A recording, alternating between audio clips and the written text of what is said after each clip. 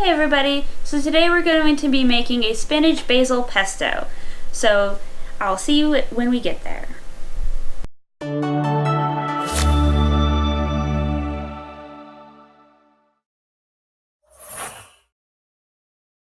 Today we're going to do a spinach basil pesto. And so pretty much we have everything prepped. The only problem is we don't have a large enough food processor for this, so there's going to be a lot of starting and stopping for the machines so we can add the ingredients in because we're using what we got at this point.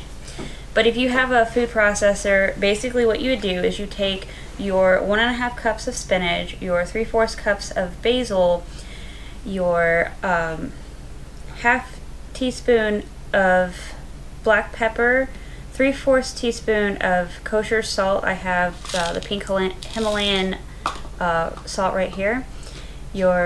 I do believe this should be a half tablespoon or a tablespoon of lemon zest. We have a whole cup of walnuts instead of a half cup. You can also use pine nuts. And then we have a tablespoon of lemon juice, maybe a little bit extra, 1.5 maybe. And then a half cup of olive oil. So, and then the spinach and lemon we got from Walmart, along with the garlic, and then everything else we got from either Sprouts or we already had it. And then four cloves of garlic is also what's needed. So to start with, I'm going to start with this one, and then I'm going to melt it down a little bit so I can add everything else in there. Yeah. So, but I want to start with adding a little bit of oil for now. Just a little bit, so that way you can kind of mix up. You can put the nuts and everything in it too. So, and then I'm going to put a little bit of the nuts to kind of help get things started. And I'm going to do the same thing with this. We're going to try to do half and half with everything, so that way it's even. Because eventually this is going to be all one dish. That should be good. Okay.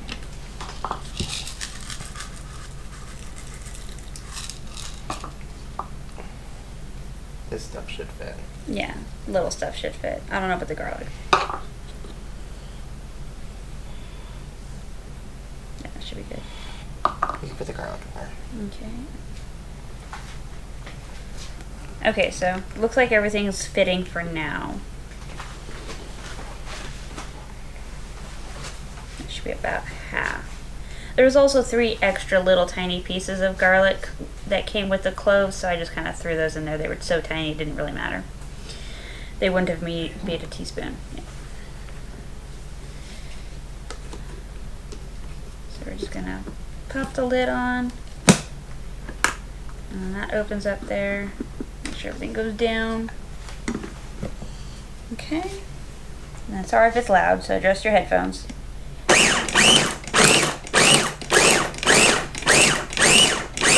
Okay. And then what we're going to do is we're going to check it. See, not all of it got mixed up, but we need to add a little bit more olive oil anyways. And basically you want to do this until it's smooth, almost paste-like, I guess. It's the first time of me making pesto, so you're kind of learning with me.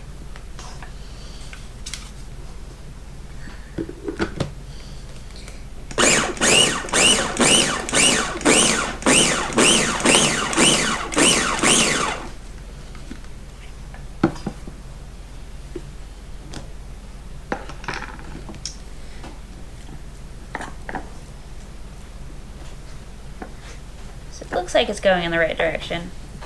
Almost there, not quite.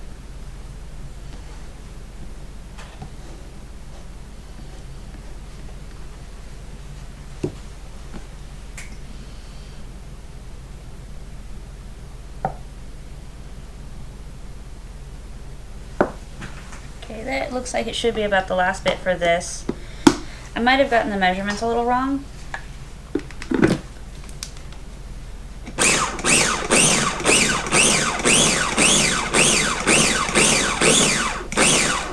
Measurements might be wrong because I I actually probably measured more spinach and basil than was needed.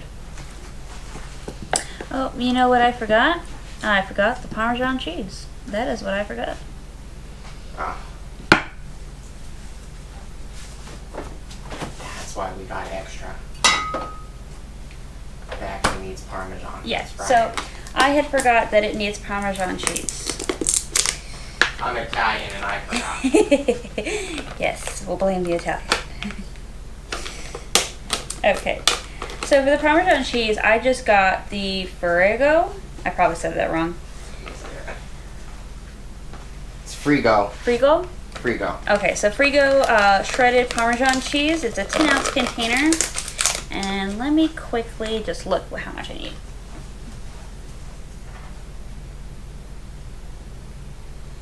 Okay, so you're going to need, where is it? It's up here. A half cup of Parmesan.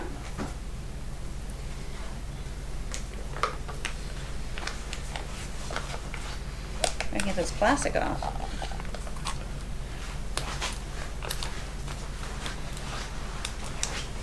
Oh my goodness.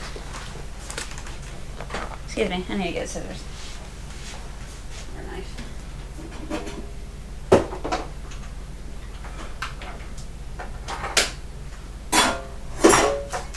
Okay, there we go.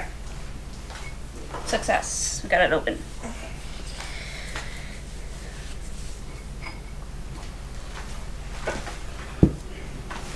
Okay.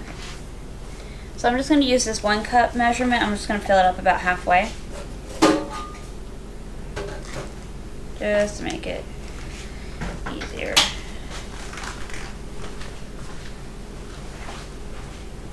And if you have a nut allergy, do not use nuts. Yeah, so if you have any kind of allergy, I would consult the recipe that you're using and or just take out the ingredient if possible. There's multiple recipes that I found online that have different variants, but they all commonly have the same base, and it's usually basil. So that's about half cup of Parmesan there. Now I'm just going to split it up between the two here.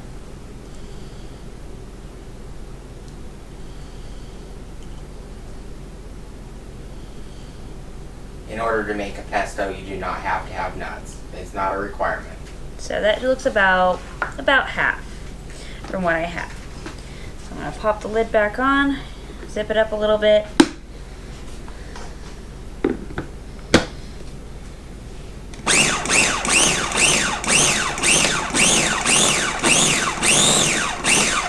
More oil.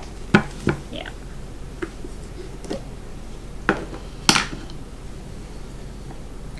And you want to kind of try to scrape it down to make sure everything gets all mulched up.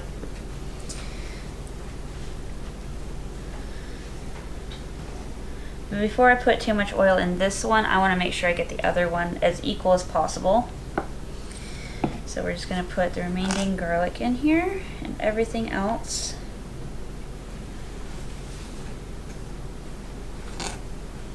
And you can use this for salad dressing. You can also use it for on top of chicken. You can baste it in chicken. You could put it on top of steak.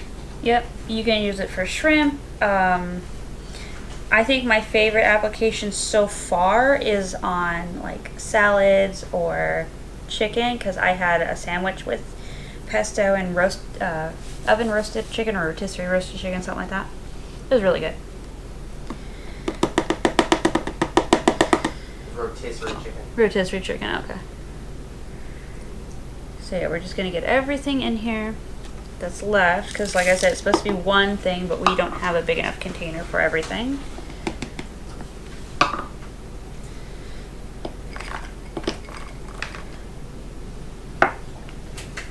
We're working on getting that mixer you want. Yes, all in good time. Okay. Cheese. Oh, cheese. Almost forgot it again.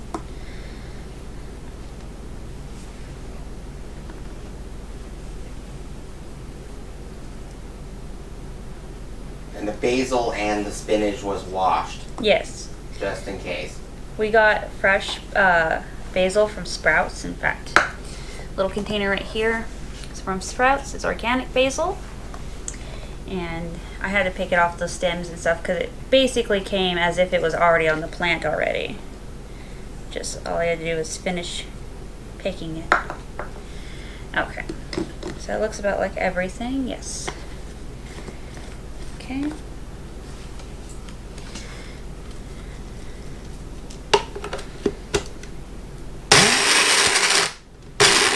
I don't think this one's gonna do it. Maybe not. No, it's not doing it. We might have to empty out that one and... Yeah, I think we have to change containers. Try it once. Nope. Nope. Okay, It's so not gonna do it. the pesto is mightier than that container. So I'm gonna go get a bowl for this so we can fix that.